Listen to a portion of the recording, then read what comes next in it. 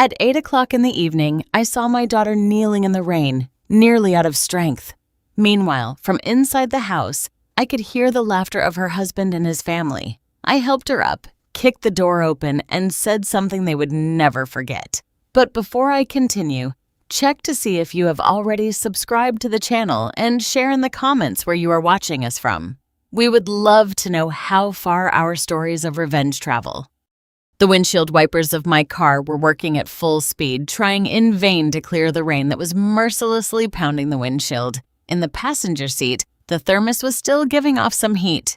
Inside, I was carrying my daughter Isabel's favorite casserole.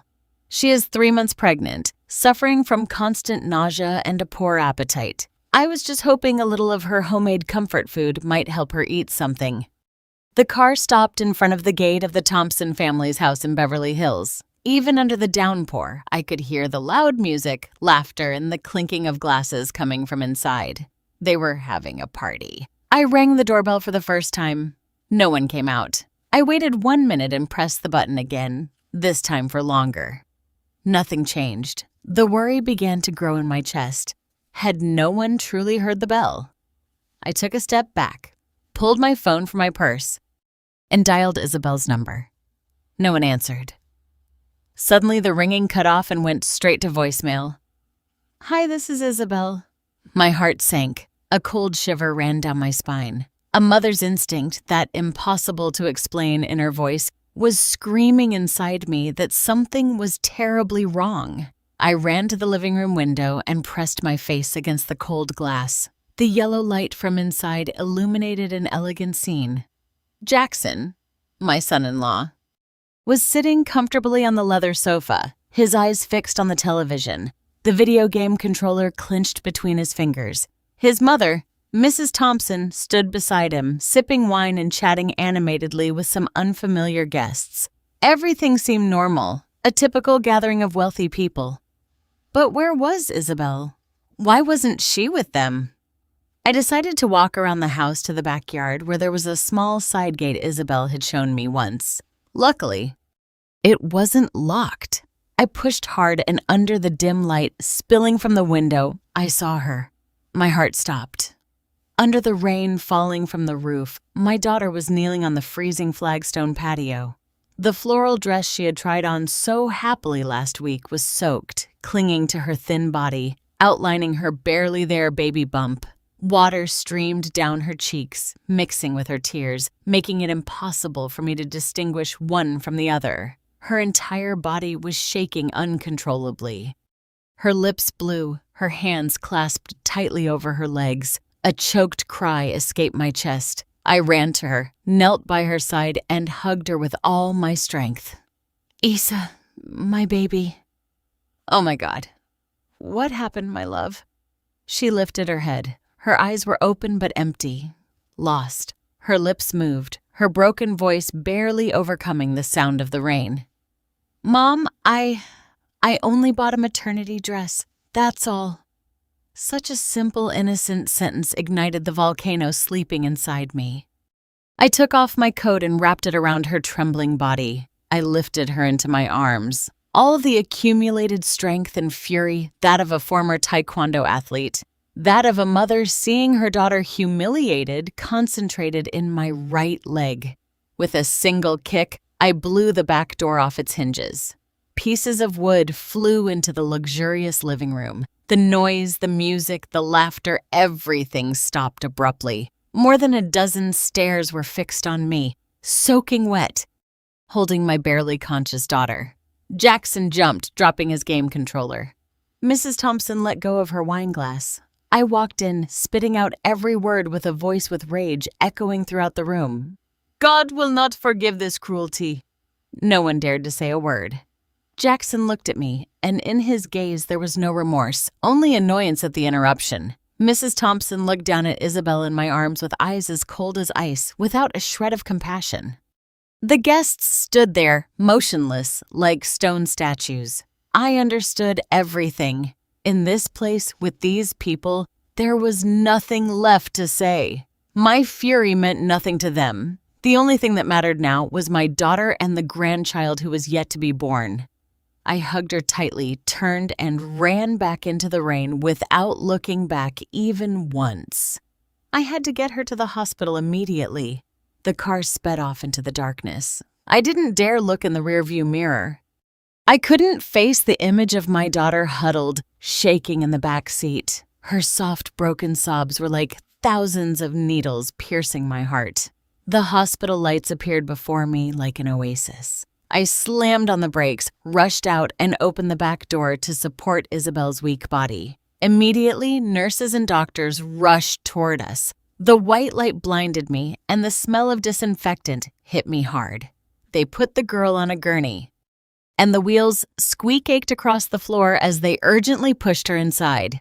"Are you family? Please wait outside," a nurse shouted. And then, the spring-loaded door slammed shut, leaving me alone in that empty hallway. I felt all my strength drain away. I dropped onto a cold plastic chair, my body still trembling. It wasn't from the cold, although my clothes were still soaked, but from a silent rage that was boiling inside me. I had failed. I swore to protect her, but I let her fall into the hands of another monster. A young, kind nurse approached with a thin blanket and a mug of hot tea. "Have some. It will help you warm up." I mumbled my thanks, taking the mug with both hands. The steam warmed my numb fingers, but it couldn't melt the ice within me. I looked at my hands, shaking uncontrollably and unintentionally. That image dragged me back in time to another rainy night with the same trembling hands. Many years ago, the stadium erupted in cheers of joy. The flashes never stopped flickering.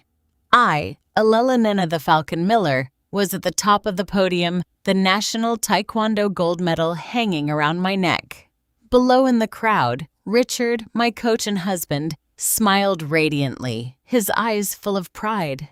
We were the golden couple of American sports, sharing a dream, walking the same path. He was the wind, I the falcon. Together, we flew high toward glory. But even the strongest falcon gets tired of flying. The tragedy came in the international finals when I attempted a spinning kick in the air. I heard a dry crack in my left knee before my brain could register the agonizing pain.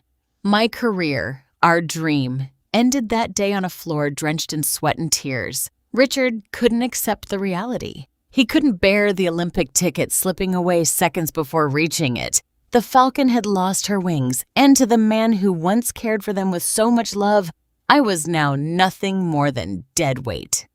The broken dream transformed him into another person. Days of passionate training were replaced by empty bottles rolling under the bed. Sweet words of encouragement turned into poisonous reproaches. "Useless," he used to mutter when he was drunk. "Because of one stumble by you, you ruined my whole life." And from words, it escalated to pushing, to accidental bumps in the narrow kitchen. Isabel, who was barely 10 years old, used to run to stand between us, becoming an involuntary shield for her mother. The climax came on a night of torrential rain, just like this one. Richard came home completely drunk, babbling about lost opportunities and medals that had slipped from his hands. I just kept silent, picking up the pieces of the vase he had accidentally knocked over. Seeing me quiet angered him even more. "Are you mute or do you feel very satisfied? You're drunk. You need to rest, Richard," I said softly. That sentence, a display of concern, became the spark that ignited his fury. A searing slap crossed my face. "You have no right to tell me what to do," he roared. At that instant, Isabel ran out of the room, her face pale with fear. She stretched out her small arms and screamed, "Dad, don't hit Mom! Go to your room!" Richard roared and pushed her aside with a swing of his hand. It was an accidental but cruel blow. The girl lost her balance and fell backward. A dry sound echoed. Her head struck the edge of the oak table. Then came her heartbreaking cry. A trickle of red blood ran from her forehead, staining her blonde braid red. At that moment, time stopped. The sleeping beast inside me woke up. I was no longer Alelena, the submissive wife. I was the Falcon Miller, the fearless fighter. Before Richard could react, I had already lunged at him, applying a quick and accurate lock that threw him to the floor. He was stunned, unable to believe that the woman he always looked down on could strike with such decision. I didn't look at him once. I picked Isabel up in my arms, ran to the bedroom, and locked the door. That night, as I cleaned her wound with a warm cloth and watched her fall asleep amid sobs, I made a promise to myself. It was over.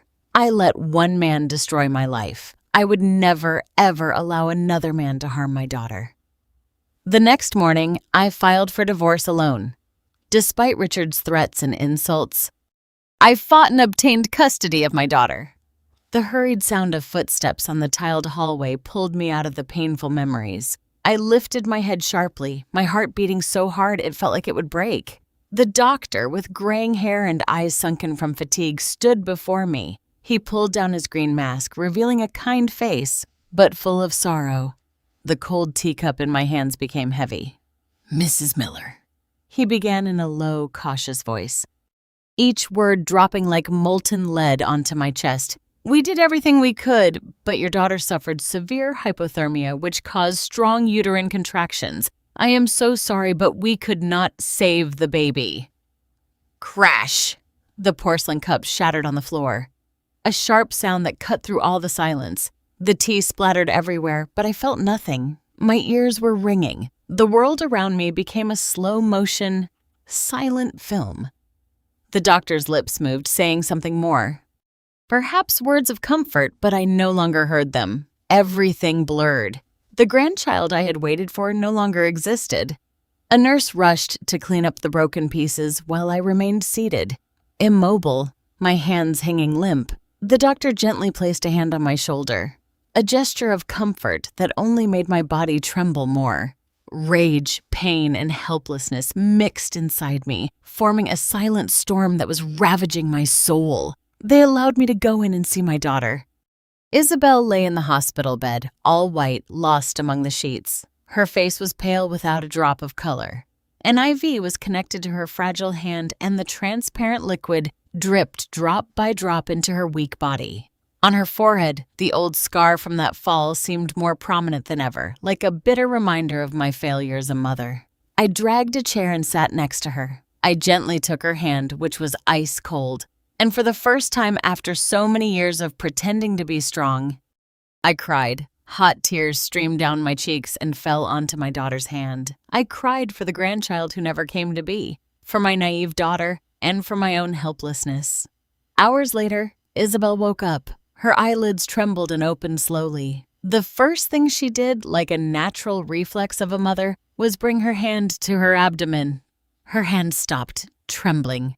Her eyes opened wide, searching desperately around until they settled on my tears-soaked face, looking for an answer. I didn't have to say anything. She understood. A choked sob escaped her throat and broke into a heart-wrenching cry. She wasn't screaming, but her crying hurt. It cut the silence of the room like a knife. "Mom!" She grabbed my arm, her swollen eyes pleading. "Mom, please don't make a scene. I beg you." I still love him. He didn't mean to do it. It was just that his mother can't stand me. "Mom, please." Hearing that, the rage returned to me like a volcano about to erupt. Love. She could still say that word after everything that had happened. I wanted to scream at her, to shake her, to wake her up from her blindness. But looking at her eyes full of despair, her body so fragile, I swallowed all my venom. I clenched my fists under the chair, my nails digging into my skin. The physical pain was the only thing keeping me sane. I could only nod with a voice sore I barely recognized it as mine. "It's all right, sweetie. Rest. We'll talk later." One day passed. Isabel's phone remained silent. 2 days. No call, no message from the Thompson family. Their silence was crueler than any insult. On the 3rd day, Isabel managed to eat a little soup, but her eyes never left the door, still holding a spark of foolish hope, waiting for someone who would never arrive. Seeing her like this, my patience shattered into 1,000 pieces. I went out into the hallway and dialed Jackson's number. The call went straight to voicemail. His cheerful voice played. "Hey." It's Jackson. Leave your message. I'll call you back. I clenched my teeth in anger, hung up, and dialed his mother's number. Mrs. Thompson. It rang twice and someone answered. Hello. Her voice was ice cold. Mrs. Thompson, this is Elena. Isabel is tut, tut, tut. She had hung up. That was the last straw. I asked the nurse to watch over my daughter for a moment and left the hospital like a storm. I drove straight to Beverly Hills toward the house that now only filled me with hatred. This time, I didn't ring the bell. I pounded with my fists again and again the solid oak door. After a while, the door opened. Jackson was there, his hair disheveled in silk pajamas with a look of annoyance at having been woken up. He looked at me with contempt and raised his chin, asking, "What the heck are you doing here at this hour?" "Why?" I yelled, my voice broken by rage and helplessness. "Why did none of you go to the hospital? Do you know that Isabel lost the baby?" Jackson smiled sideways, a cruel, disgusting grin. The most horrible I'd ever seen. Go for what? To see your daughter's face of defeat. He leaned against the doorframe, crossed his arms, and looked at me as if I were an annoying insect. Your daughter is useless. That's why she couldn't keep the kid. She only knows how to spend money on senseless dresses. Let her suffer the consequences. That phrase was like an icy stab straight to the heart, twisting inside me. I stared at the man my daughter still so desperately defended. A frenzy surged through my veins, a wild need to lunge at him and destroy him. But then, for an instant, everything went silent. My burning rage subsided, leaving a calm so cold it frightened me. My blood seemed to stop. I felt nothing anymore, only a sharp clarity. I didn't say another word. I just stared into his eyes, a look that instantly erased his smile.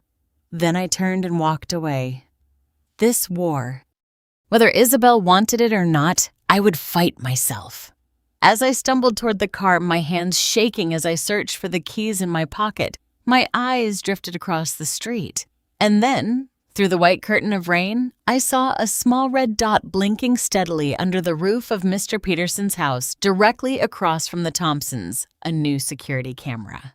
A flash of hope, faint but bright, ignited in the darkness of my despair. I stood motionless, and the memories flooded back. Last week, when I brought food to Isabel, she told me that Mr. Peterson, the neighbor, was fed up with the petty thefts in the neighborhood, so he had spent a fortune on a camera system around his house. "It never hurts to be cautious," he had said. Without thinking, I crossed the street. My heart pounded against my chest, every beat filled with hope. Mr. Peterson, a kindly retired professor, was on the porch carefully shielding some geranium pots from the downpour. Seeing me, soaked and distraught, he dropped his pruning shears, alarmed. "Mrs. Miller, what's wrong?" "You don't look well." My throat seized up. I tried to speak, but the words broke into sobs. I could only point toward the Thompson mansion and shake my head, helpless. Mr. Peterson didn't ask any more questions. His eyes, full of experience, seemed to understand. Without a word, he helped me inside. He made me sit in a plush armchair and went to prepare a cup of chamomile tea. "Drink this. It will warm you up. And then you can tell me," he said gently. The heat of the tea spread through my body, bringing back a little calm. I told him everything, from arriving and seeing Isabel kneeling in the rain to Jackson's cruel words. My voice trembled and broke, but I tried to recount every detail clearly. Mr. Peterson listened in silence. His kind face darkened, his silver eyebrows furrowed. He didn't offer empty words of comfort. Instead, he stood up. "Let me see," he said decisively. He led me to his study where there was a large computer with a modern screen. He sat down, typed quickly, and lines of code and images flashed before us. The camera behind my house points directly at the Thompsons' backyard. "It has a very wide angle," he explained. "He rewound the recording of the rainy night 3 days ago." My heart hammered uncontrollably in my chest. Each click of the old man's mouse was like a hammer blow to my nerves, and then it appeared.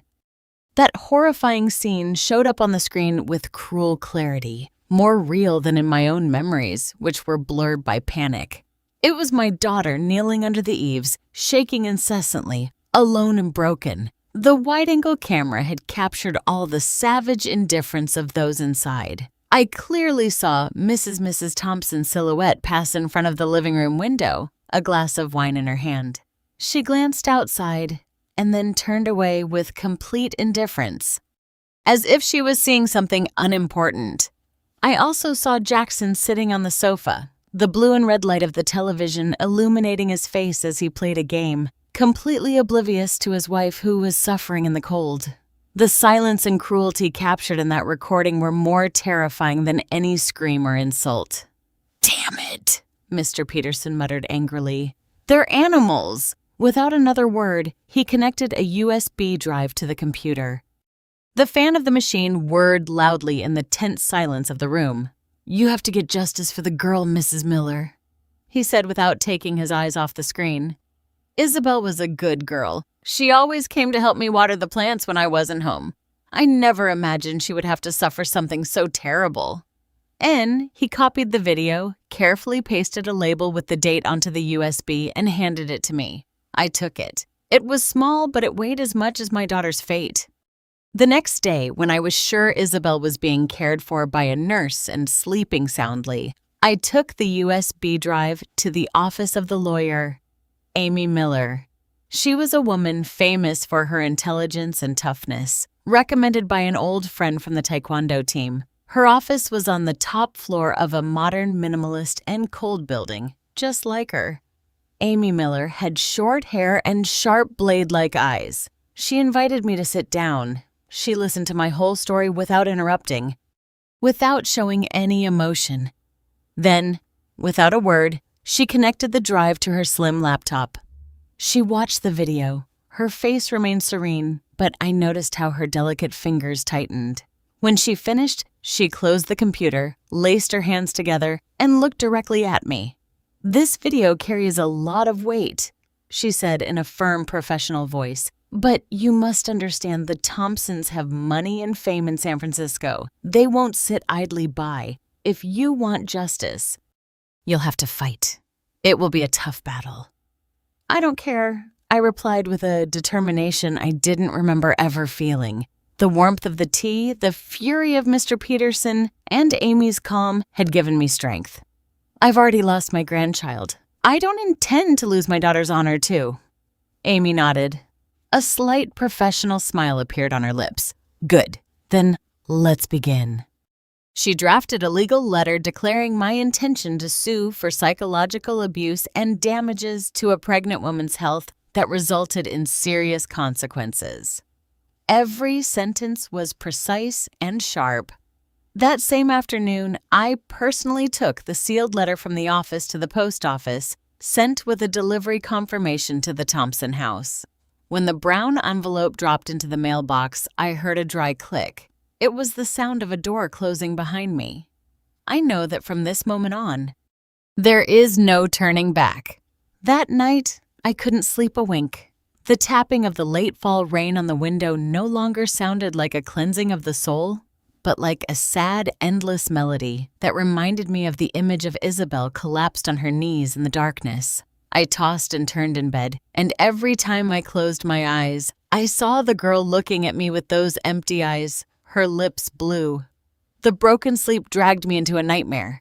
I dreamed I was trying to lift her into my arms, but her body weighed like lead, ice cold, and it slipped away from me. I woke up abruptly, soaked in cold sweat, my heart pounding hard in my chest.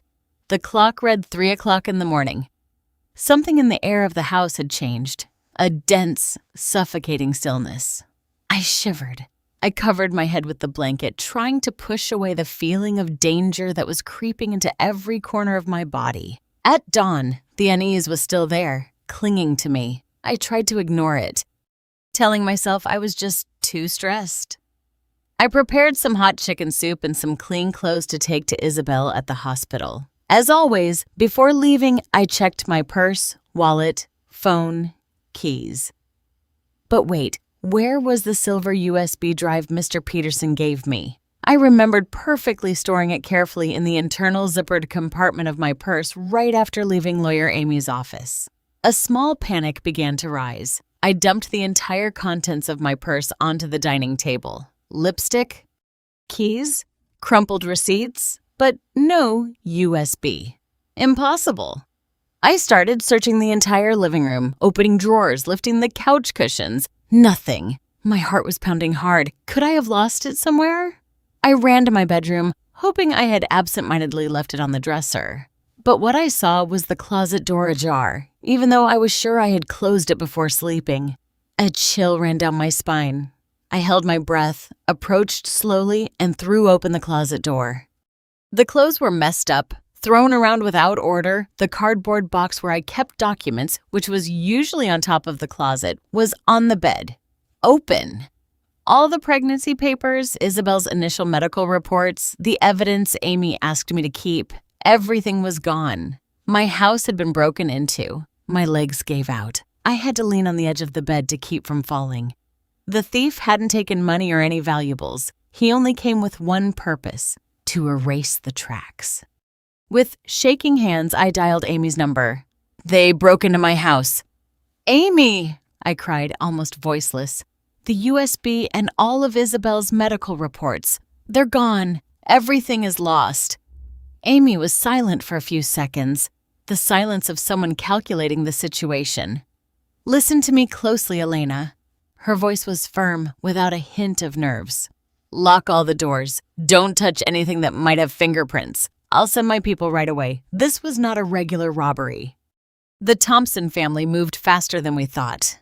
As I locked the main bolt with trembling hands, the phone rang. It was Mrs. Rodriguez, the neighbor from the apartment across the hall. I hesitated for a moment but answered. "Elelenina." Her voice sounded unsure with a tone of contained curiosity.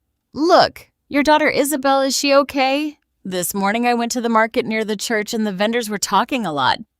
They were saying the girl made up the pregnancy to get money from her husband that they found out, and now she's causing a scandal to play the victim." A wave of dizziness washed over me. I couldn't say anything.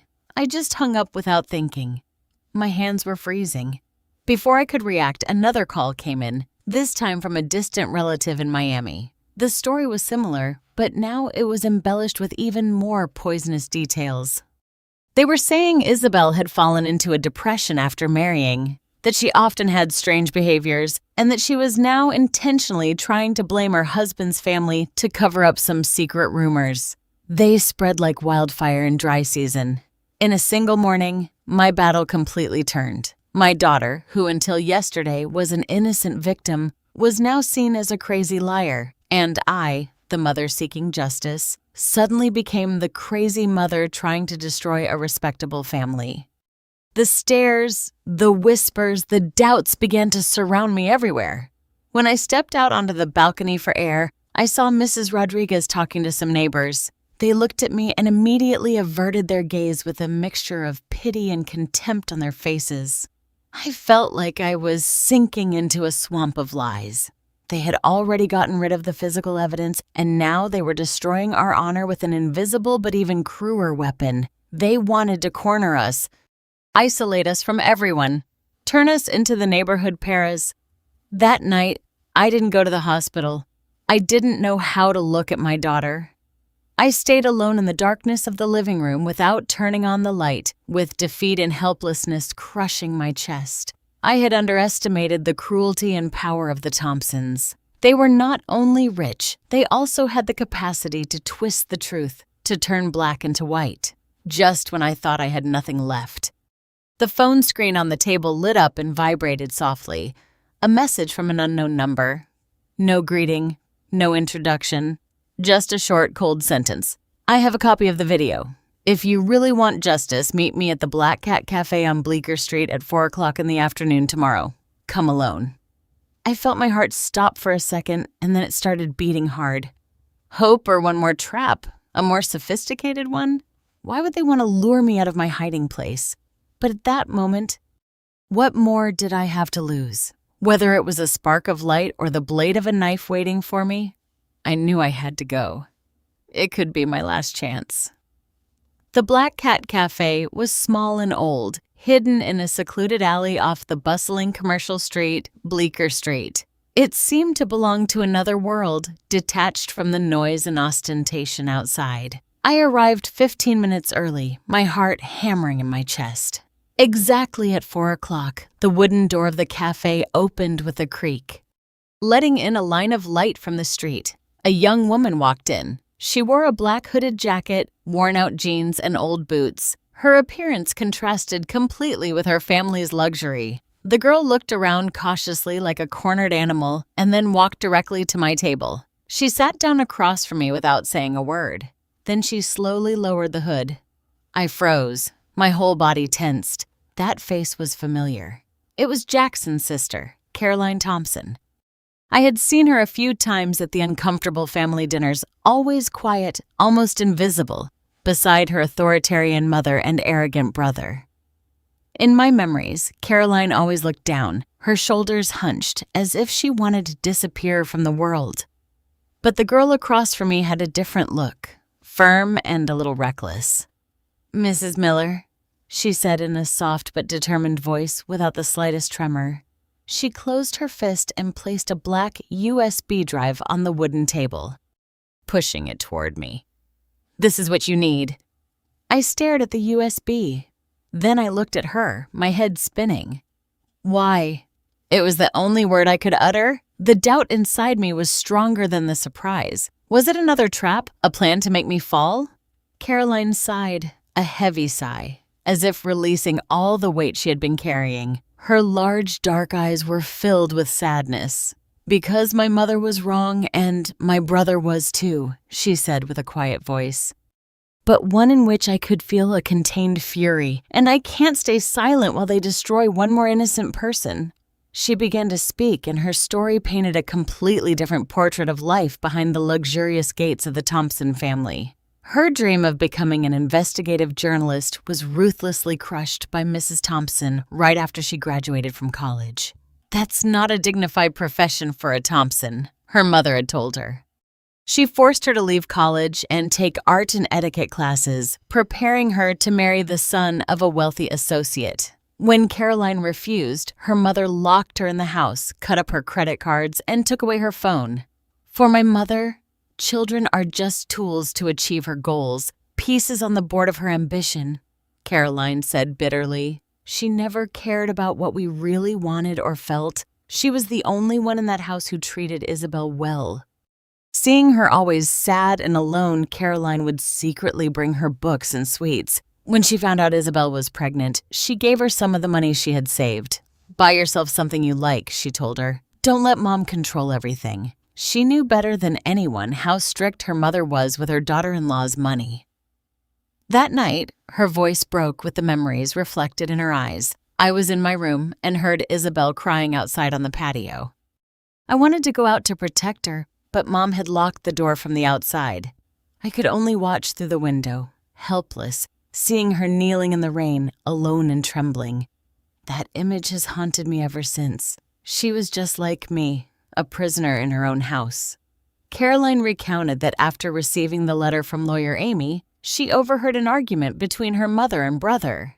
They felt no remorse. They only feared the scandal would tarnish the Thompson name.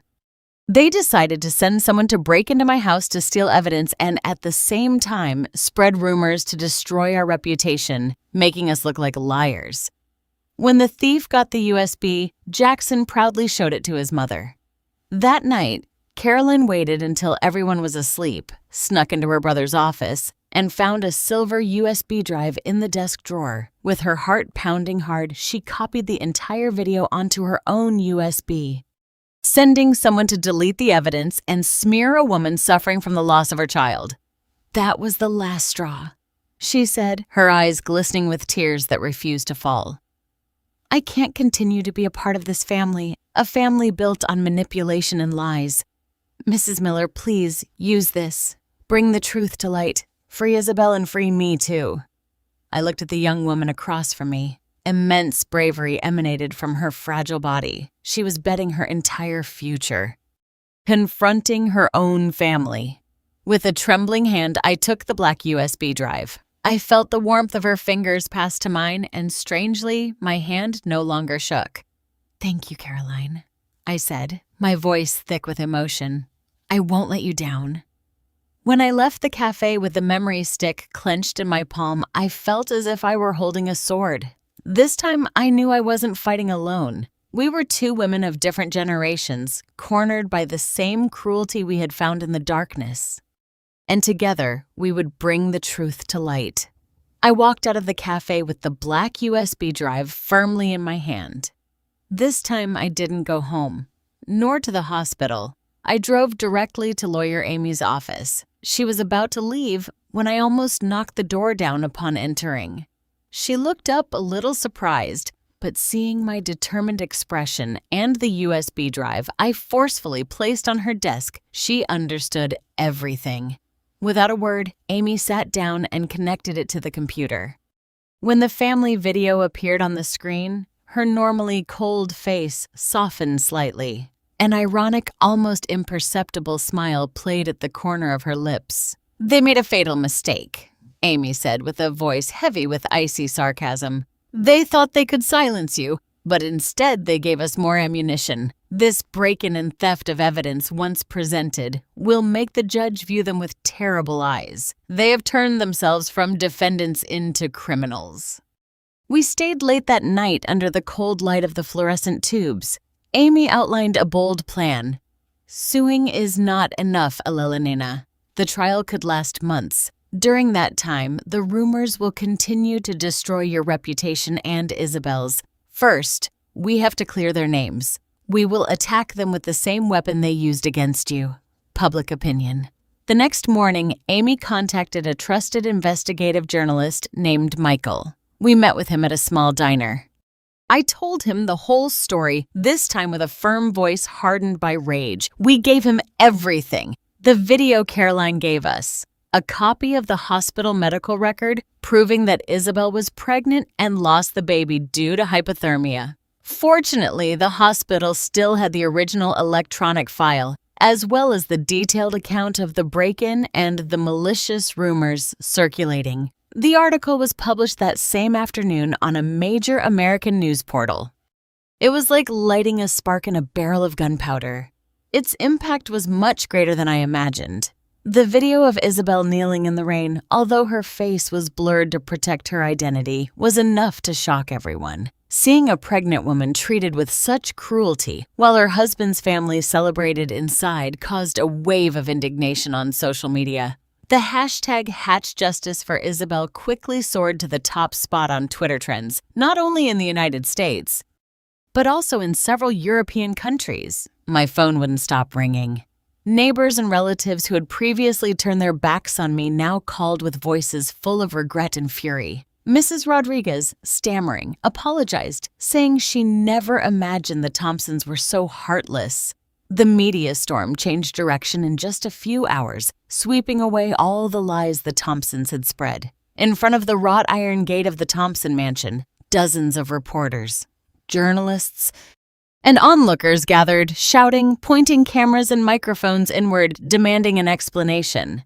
Cornered, Jackson had no choice but to show his face. He appeared with an expression of false confidence, wearing an expensive designer suit, his hair carefully combed. He stood in front of a forest of cameras, initiating a clumsy and brazen farce. "It was all a staged event," he declared in a dramatic voice, waving his hands like a politician. "My mother-in-law, Elena Miller, out of resentment toward our family, is trying to extort us. My wife, Isabel, I love her very much, but unfortunately, she has psychological issues. She constantly imagines she's pregnant and then convinces herself she's lost the baby. There was never any child. That video was maliciously edited. We were only trying to calm her down after a nervous breakdown." Amy and I were watching the live press conference on the small television in Isabel's hospital room. Upon hearing those words, Isabel, who had been quiet as a shadow for days, burst into uncontrollable sobs. But this time they weren't tears of weakness or confusion. They were tears of clarity and absolute pain. The last curtain had fallen, exposing the repulsive face of the man she once loved. Jackson's far backfired spectacularly. Immediately after his statements, according to Amy's plan, the journalist Michael published the second piece of evidence. A photo of the hospital medical record with a red stamp confirming Isabel was 3 months pregnant and that the cause of the miscarriage was severe hypothermia.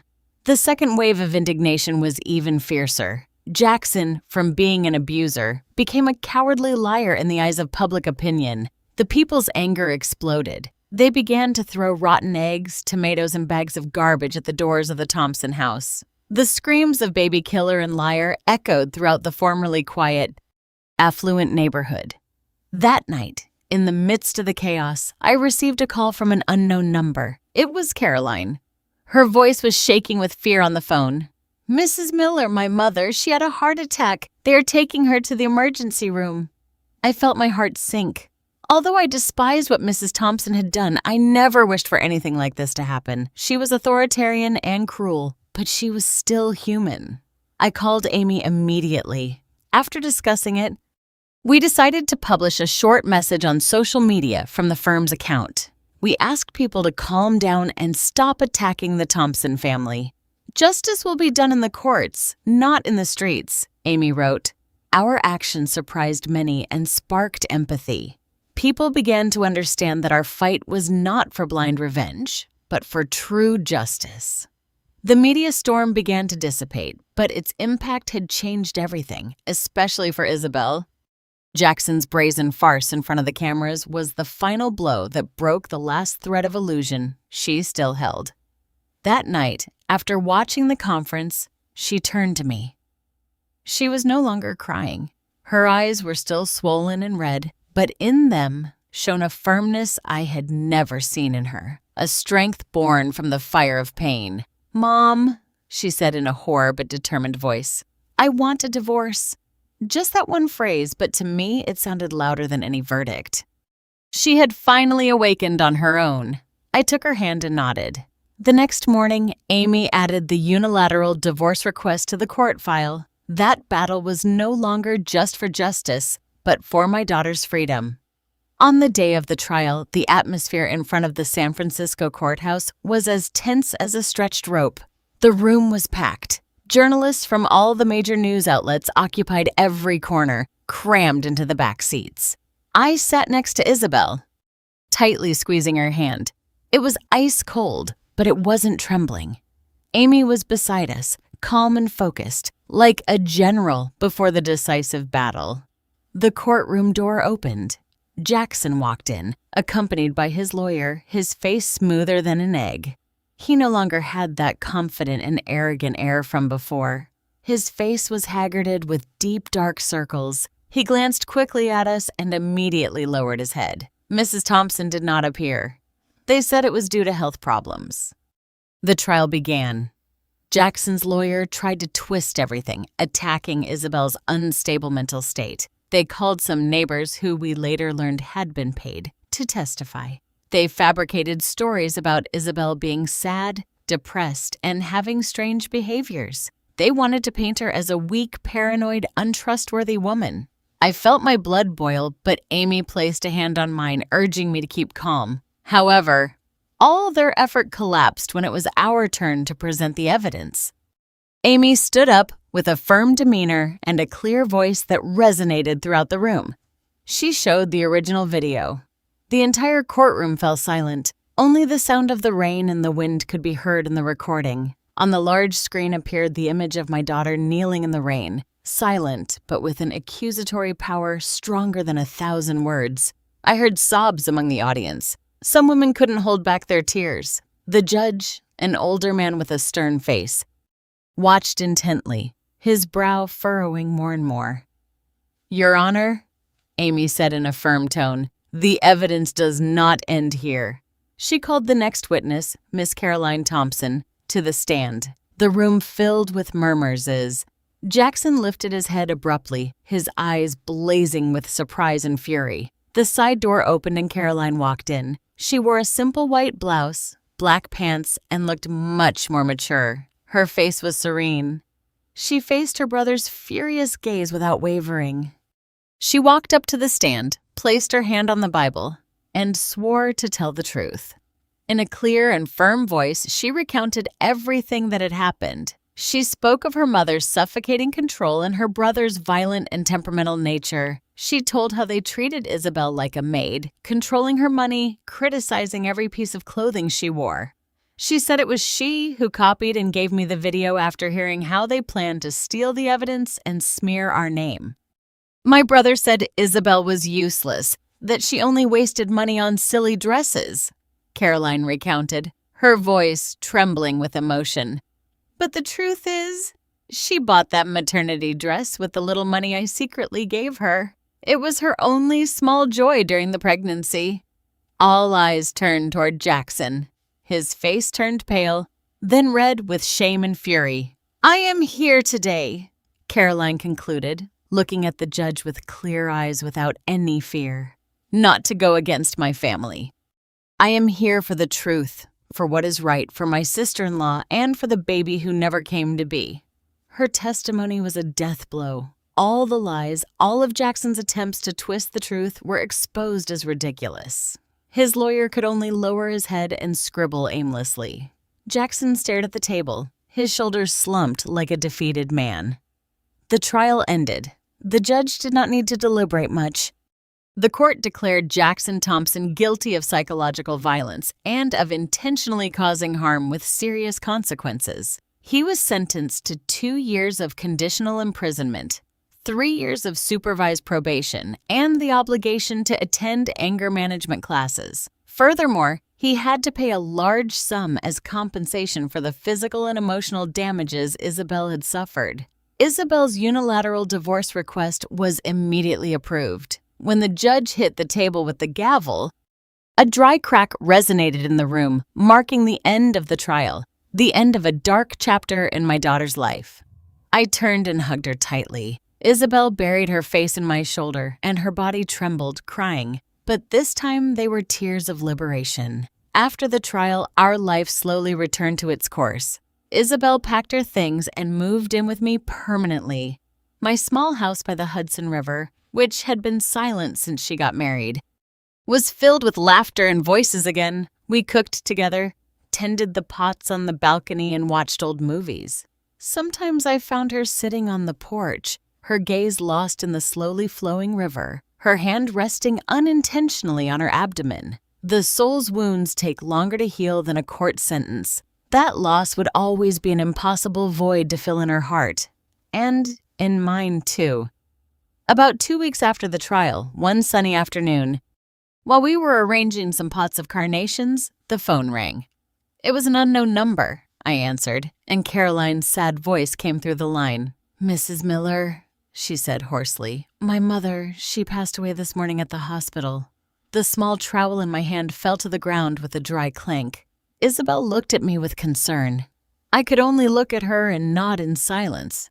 A heavy silence covered our small balcony. Although Mrs. Thompson had caused so much pain, the news of her death filled me with sadness. It wasn't the satisfaction of the winner, not at all. It was grief for a life that destroyed itself and those around it with its own cruelty and authoritarianism. She paid too high a price for her mistakes. I did not attend the funeral. Isabel didn't either. We thought our presence would only open unnecessary wounds and probably no one would want it. Instead, I sent an arrangement of white lies. A symbol of purity and rebirth to the wake, along with it, a small card without a sender with a single sentence. May the soul of the deceased rest in peace. Days after the funeral, Caroline came to my house. She looked thinner and paler, but in her eyes, there was no longer fear or sadness. They shone with a new calm and freedom. She wore a simple light blue dress and carried a small suitcase in her hand. I am leaving San Francisco, Mrs. Miller, she said with a soft smile. I have re-enrolled in the School of Journalism in New York City. I am going to start over. Isabel approached and hugged her. 2 women, 2 victims of the same family drama, found comfort in each other. Thank you, Caroline. Thank you for everything, Isabel whispered. Live well, please. You too, Isa, Carolyn replied, gently patting her former sister-in-law's back. Before leaving, Caroline took a cream-colored envelope from her purse, somewhat wrinkled and old. This is from my mother, she said with a hesitant tone. She wrote it after entering the hospital, but she never had the courage to send it. I think you and Mrs. Isabel should read it. She handed me the envelope. Her hand was ice cold. Then she dragged her suitcase and walked straight to the waiting taxi on the street without looking back even once. An old chapter of her life had just closed forever. That night after dinner, my daughter and I sat on the sofa under the warm light of a yellow lamp. I carefully opened the letter. Mrs. Thompson's handwriting trembled, clumsy and messy, without the proud and firm touch that had always characterized her. It seemed written in her final hours when pride no longer meant anything. It was not a long letter. She did not ask for forgiveness because perhaps she knew she did not deserve it. She wrote about her life, about being born into a noble family that had fallen on hard times, about the burden of maintaining the name and prestige of a crumbling lineage, a burden she had carried on her shoulders since she was a young woman. The fear of being looked down upon had turned her into a hard, controlling woman who saw her children as chess pieces to strengthen her position. She admitted having been wrong to try to turn Jackson and Caroline into puppets, and her biggest mistake, her unforgivable guilt, was having destroyed Isabel's life, indirectly snatching away her chance to be a mother. "My silence that rainy night," she wrote. "It was the stab that ended the life of my own grandchild." And at the end, in an almost illegible section, one could read, "I cannot repair what I did nor bring the baby back to life, but I can prevent other women from going through the same thing." Along with the letter came a copy of her will. Mrs. Thompson had decided to leave almost all of her personal fortune, a considerable sum, to a foundation in California dedicated to protecting women and children who are victims of domestic violence. Isabel and I looked at each other, our eyes filled with tears.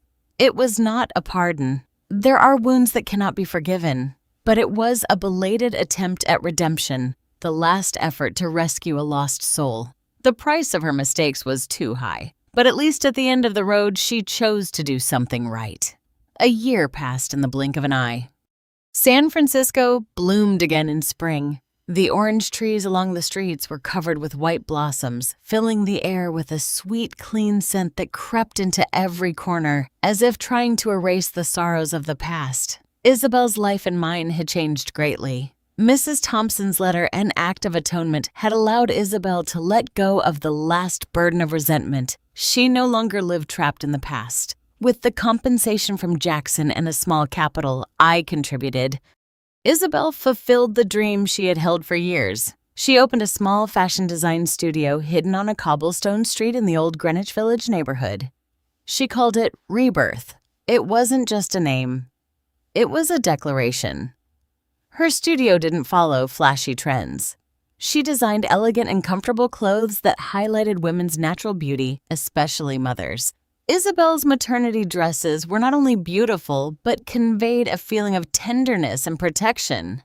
At first, the business was difficult, but with talent and hard work, she gained loyal customers. They came to the studio not just to buy clothes, but to feel understood. I, a retired Taekwondo athlete, ended up becoming her accidental manager. I took care of the accounts, the paperwork, and dealing with suppliers so she could dedicate herself completely to creating. Every day, seeing my daughter concentrated among the rolls of fabric and the sewing machine, seeing how her smile flourished again, I feel a peace I had never felt before. The faint scar on her forehead is still there, but it is no longer a reminder of pain, but a sign of the strength she carries within, of her ability to get up after falling. Sometimes we receive postcards from Caroline. They are postcards with images of squares and museums in New York City. She is a brilliant student and has already published her first investigative articles in the university magazine. She tells us about her free life, about her new friends, about the broad horizons that await her. We are happy for her. She had the courage to escape her golden cage, to pursue her own dream. One weekend afternoon in April, after the last customer left, my daughter and I were about to close the studio when it suddenly started to rain. The clear, firm drops hit the roof as if marking a rhythm. But this rain was not cold or sad like the one from years ago. It was fresh, clean, smelling of wet earth and new leaves, washing the dust off the cobblestone streets. It stopped as quickly as it came. The sky opened up again. The sun shone bright and warm. "Shall we go for a walk, Mom?" Isabel proposed, her eyes bright. We walked together, shoulder to shoulder, along the bank of the Hudson River. The air after the rain felt pure, fresh. The sunset light fell on the wet pavement, reflecting sparkles as if someone had scattered thousands of diamonds, and then a beautiful seven-colored rainbow appeared, crossing the sky and uniting the two banks of the river. Isabel stopped, looked up, and took a deep breath, filling her chest. Then she looked at me, her eyes clear, with no trace of sadness, only peace and hope. "Thank you, Mom," she said softly like a sigh. "Thank you for always being with me, for fighting for me, even when I already wanted to give up." I smiled, put an arm around her, and hugged her. Her hair still smelled of fabric in the new sun. "I will always be here," I whispered to her. "Always. I know that challenges still await us, that there are scars on the soul that never completely disappear. But we have learned to live with them. As long as we are together, we can overcome anything. The storm has passed, and after the rain, the light always returns. From everything I experienced, I understood something. In this life, no rain lasts forever, and no darkness is dense enough to hide the light of truth. The silence of the cowards only feeds evil. But courage, whether it comes from an elderly mother or a young woman like Caroline, can tear down the coldest walls. I have lost. I have fallen. But amidst the pain, I learned that justice is not always found in a courtroom, but in the way we rise up and fight for what is right, even if the whole world turns its back on us. And more than anything, I want to tell all the women out there, never let fear or a blind love silence you. Speak up, because silence is sometimes an accomplice to the crime. The story you have just heard has changed names and locations to protect the identity of the people involved. We are not telling it to judge, but with the hope that someone listens and reflects. How many mothers are suffering in silence within their own home? I sincerely wonder, if you were in my place, what would you do? Would you choose to keep quiet to maintain the peace, or would you have the courage to face everything to reclaim your voice? I want to know your opinion, because every story can be a candle that lights the way for another. God always blesses, and I firmly believe that courage will lead us to better days. For now, on the final screen, I will leave 2 of the channel's most loved stories. I think they will surprise you. Thank you for staying with me until this moment.